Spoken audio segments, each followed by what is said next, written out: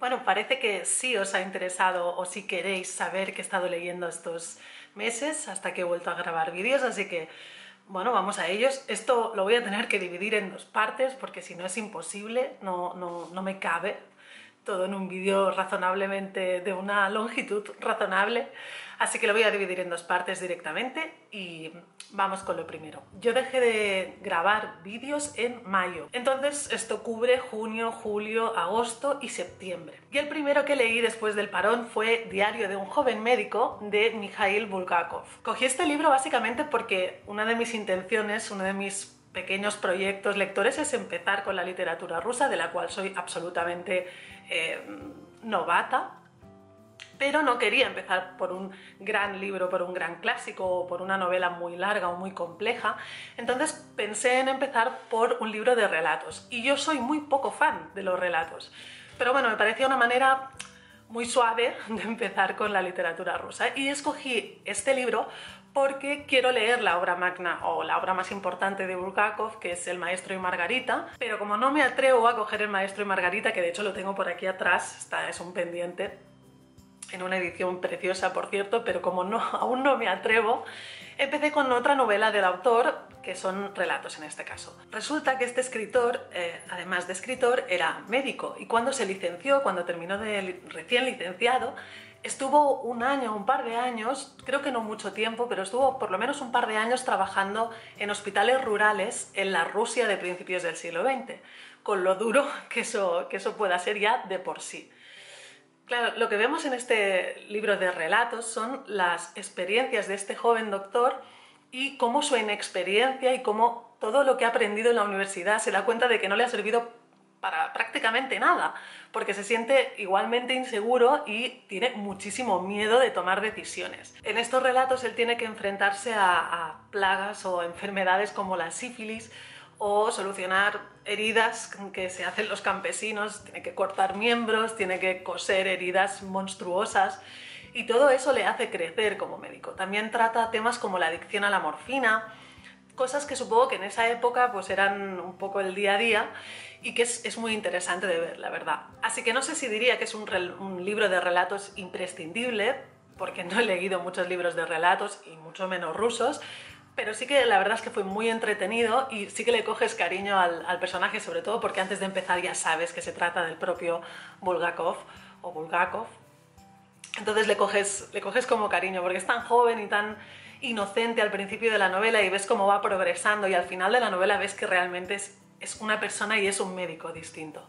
Así que está muy bien, si queréis cogerlo yo lo recomiendo. El siguiente libro del que os vengo a hablar era un eterno pendiente para mí, lo tenía desde hace mucho tiempo, pero como que no me acababa de animar para empezar con este autor, y se trata de Thomas Hardy. Thomas Hardy es un autor muy amado, muy admirado por mucha gente que en YouTube o en Booktube, o por lo menos por gente a la que yo sigo. Entonces, pues era cuestión de tiempo, ¿no?, que acabara leyendo un libro de él. Y en este caso yo empecé por la novela más conocida, que es Lejos del mundanal ruido, que tengo en esta edición preciosa de Clásica Mayor. Este libro nos cuenta la historia de Batsheva, que es una chica que hereda una propiedad y decide hacerse cargo de ella misma, ¿no? No contratar a un capataz, sino hacerse cargo de la propiedad con sus propias manos. Esto, teniendo en cuenta que está escrito en el siglo XIX, ya es potente de por sí, pero la novela yo creo que no le da el suficiente protagonismo a este hecho, o no le da el protagonismo que yo hubiera querido, y se basa más en su vida personal y en los 3 pretendientes que tendrá a lo largo de su vida y que un poco se enamorarán de ella y no lucharán abiertamente, pero bueno, querrán estar con ella. La verdad es que aunque el libro me gustó, tengo que decir que esperaba mucho más. Lo que sí que es verdad que me enamoré de la manera de escribir del autor, aunque el libro no haya sido para mí la caña, pero me enamoré de la manera de escribir de Thomas Hardy. Él tiene una manera como muy emocional de escribir y tiene unas descripciones y una ambientación en sus novelas que me gustó mucho, y eso hizo que aunque la novela no me pareciera, no sé, tanto como yo me esperaba, quisiera leer más de Thomas Hardy. De hecho, más adelante en el wrap-up veréis que leí luego otra novela de Thomas Hardy que además me gustó mucho más que esta. El siguiente libro que leí fue The Morning They Came for Us, Dispatches from Syria, de la autora Janine Di Giovanni. Esta novela fue el cierre del Knowledge Through Experience, que es el club de lectura que organizó la Comín, que terminó este verano, y esta fue el libro de no ficción con el que cerramos el club. Esta novela nos habla de las experiencias de la autora, que es periodista, en el conflicto de Siria, sobre todo durante el inicio del conflicto. Y es un libro muy duro, es un libro muy personal, o sea, no es un libro de datos históricos en el que te cuente el conflicto, aunque sí que hay mucho de eso, pero lo entremezcla entre experiencias personales de las entrevistas o de la gente con la que ella iba contactando y con la que iba teniendo relación dentro del país, dentro de Siria. Es un libro muy duro. No sé si es para todo el mundo, pero yo lo leí y mi pareja también lo leyó posteriormente y le pareció... Creo que eres incapaz de leer este libro y quedarte igual. Yo cada vez que lo recuerdo y aún sigo pensando en él de vez en cuando, y cada vez que lo recuerdo me doy cuenta de hasta qué punto desde Occidente no entendemos lo que ha pasado allí, no ahora, sino desde hace muchísimos siglos. No entendemos cómo funciona esa sociedad e intentamos juzgarla con nuestros valores o con nuestros estándares, y eso al final siempre es un error, porque vas a tener siempre una visión que probablemente no tiene nada que ver con la que ellos puedan tener de su propia sociedad. Entonces, un poco lo que aprendí con este libro, aparte de sufrirlo, fue eso. Así que bueno, es un tema del que creo que hay que ir leyendo de vez en cuando, no solamente la guerra de Siria, sino cualquiera de las guerras que hay hoy en día en el mundo, que hay para dar y tomar, desgraciadamente, pero con monodosis, porque si no, sí que al final acabas odiando un poco el mundo y tampoco, no sé, tampoco es plan. La siguiente novela que leí fue La carretera, de Cormac McCarthy, y la leí sobre todo a base de recomendaciones, es decir, porque mucha gente me lo había recomendado. Yo no he visto la película aún, incluso no la había visto antes de leer el libro y aún no la he visto, soy muy mala para estas cosas, pero la leí sobre todo por las recomendaciones, y una de las personas que más recomendaba esta novela era Elena del canal HC, que por cierto acaba de volver a hacer vídeos, así que podéis volver a verla, que es siempre un gusto. Yo la leí, en parte me la había recomendado varias gente, pero sobre todo a raíz de su recomendación, y no me ha defraudado, pero sí que no era para nada lo que yo me esperaba. Esta historia nos cuenta las peripecias de un padre y un hijo en un mundo postapocalíptico. Un mundo postapocalíptico que, sin zombies ni monstruos ni nada, o sea, solo hay humanos en ese mundo, da mucho miedo. Es muy creepy, muy creepy. Y bueno, yo me imaginaba una historia que tendría bastante más acción de la que tiene este libro. Y fue un poco lo que al principio me descolocó un poco, y fue como, este libro no va a ser lo que yo me esperaba, este libro no me va a gustar. Empieza muy lento y empieza como muy raro, y tú piensas, bueno, va a dar un giro, ¿no? Van a empezar a pasar cosas en algún momento. Y bueno, sí que pasan cosas, pero no es un libro que empiece lento y luego se acelere. Lo que sí que pasa es que como cada vez llevas más tiempo en ese mundo apocalíptico con ese padre y ese hijo, cada vez aprendes más de cada uno de los personajes y de su relación y de su pasado. Entonces el autor consigue que cada vez estés más implicado en la historia. Entonces cualquier cosita que pueda pasar te da un subidón. Al pasar tan pocas cosas, cuando pasa algo, se te acelera el corazón, porque sufres mucho por los personajes sobre todo, y el tío consigue cambiar de ritmo muy rápido y generar esa expectación y esa ansia y esa angustia en el lector. Entonces eso me pareció muy interesante, y yo sobre todo lo recomendaría por eso. El libro está bien, la historia tampoco es que sea nada del otro mundo, pero es sobre todo por lo que consigue el autor a base del ritmo y a base de la ambientación, pero sobre todo el ritmo de la narración. Consigue que te den pequeños infartos, de verdad, durante la lectura. Así que solo por eso me parece muy recomendable.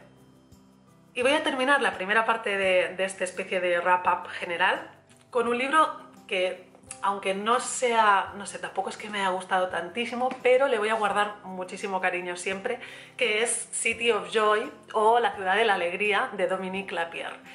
Esta novela le guardaré, mira, si es que huele a India y todo. Le guardaré siempre mucho cariño porque la leí en las 3 semanas que estuve de viaje con mi pareja en la India, en el norte de la India y luego en Nepal. Este libro lo empecé en el avión de ida a Nueva Delhi y lo terminé en el avión de vuelta, así que me duró 3 semanas exactas, 21 días o 22 días exactos. Y claro, a ver, estando ahí no podía leer al mismo ritmo que puedo leer estando aquí, pero me atrapó mucho, sobre todo por dónde estaba. Yo leía este libro y cuando levantaba la cabeza podía reconocer lo que estaba leyendo. No sé, estaba como presente esta novela, aunque lo que cuenta, pues no fue... Yo no viví en un suburbio de Calcuta, ni siquiera estuve en la misma parte de la India de la que habla Dominique Lapierre, pero se nota, se respira, es la misma filosofía, huele igual, la novela olía igual a donde yo estaba. La cuestión, esta novela es muy famosa, se ha hecho una película, de hecho el libro tiene la portada de la película, cosa que odio, yo nunca me hubiera comprado esta edición, pero me la regalaron, y nos habla sobre todo de la vida en una barriada en Calcuta a mediados del siglo XX, posterior, años 60, 70, en esa época. Es un poco peligroso, sobre todo si habéis visto la película, porque el argumento cambia bastante. De hecho, se ve que el director de la película, cuando quiso hacerla, se reunió con Dominique Lapierre para pedirle si podía cambiar ligeramente el guión. Y Dominique Lapierre le dio su permiso, pero realmente no he visto la película, pero por lo que me han contado, el guión cambia bastante. En la novela, el protagonista es un cura que se llama Steven Kowalski, y él es polaco, y bueno, como una especie de redención, él cree que vivir en el primer mundo es muy egoísta y bueno, tiene toda una serie de ideas así muy solidarias y muy de darse a los demás. Entonces él decide irse a vivir a un suburbio, a una barriada en Calcuta, y lo que vemos es las acciones y las cosas que hará él en esa barriada. Ese es uno de los protagonistas. El otro protagonista es un conductor de rickshaw. Los rickshaws actualmente en la India son motorizados, son motos con una especie de cabina detrás en la que tú te montas, pero en ese momento eran tirados por hombres, eran tirados por personas. Y el tercer protagonista es un médico de California que decide ir a la India a ayudar, un poco, pues no por hacerse la foto, como diríamos ahora, pero un poco por el postureo, yo diría. Yo creo que él sí que siente algo en el fondo de que necesita ayudar a los demás, tiene ese algo dentro de él, pero un poco es por el postureo y sobre todo porque se ha cansado de la vida de rico que lleva en California y de la novia perfecta que tiene, de la familia perfecta que tiene. Se ha cansado un poco de todo eso y quiere como dar un cambio a su vida. Y esos son básicamente los 3 protagonistas de la novela. Y estas tres personas se encuentran o viven simultáneamente en Calcuta durante el transcurso de la novela, y lo que vamos viendo es la historia desde el punto de vista de cada uno de ellos. Tengo que decir que en esta novela me encontré lo que ya esperaba encontrarme.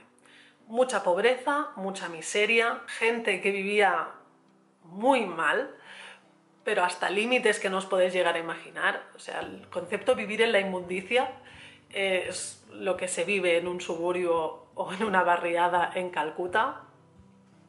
Es así. Es muy triste, pero lo que hace el Dominique Lapierre es dignificar la pobreza, de alguna manera. Y yo no sé si puedo estar totalmente de acuerdo con eso, pero reconozco que hace que la novela sea un poco más soportable, porque sin esa dignificación de la pobreza sería totalmente horrible leer este libro. Lo que vemos es una sociedad muy pobre, pero muy digna en el fondo y muy respetuosa de sus tradiciones, aunque estén en la pobreza más absoluta. No dudan en gastar lo poco que tienen en ofrendas a sus dioses, en toda la liturgia que tiene una boda, por ejemplo, o un entierro. Entonces ellos sienten que aun siendo pobres, aun no teniendo nada que llevarse a la boca, si siguen esas tradiciones, si mantienen viva esa cultura, en el fondo ellos como que no estarán tan mal, ¿no? Como que son menos pobres por la cultura que tienen. Ellos, y eso es verdad, en la India tienen un amor por su cultura brutal. Hoy en día, claro, aquí hablamos de los años 60, 70, pero hoy en día sí que se sigue viendo ese